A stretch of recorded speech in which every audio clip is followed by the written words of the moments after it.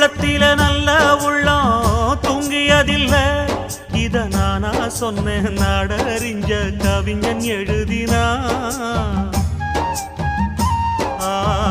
இன்ப துன்பம் ரெண்டும் நம்ம கையில இல்ல. இதில் யாராருக்கு என்னவென்று இறைவன் எழுதினா. கல்லடிய வாங்கிக்கணும் காய்ச்ச மறந்தான், சொல்லடிய தாங்கிக்கணும் நல்ல மனந்தான். இங்கு காயம் பட்ட நெஞ்சம் இது உறங்க முடியுமா? என்ன வேலை அது என்ன வேலை? மன நிம்மதிதான் இங்கு என்ன வேலை?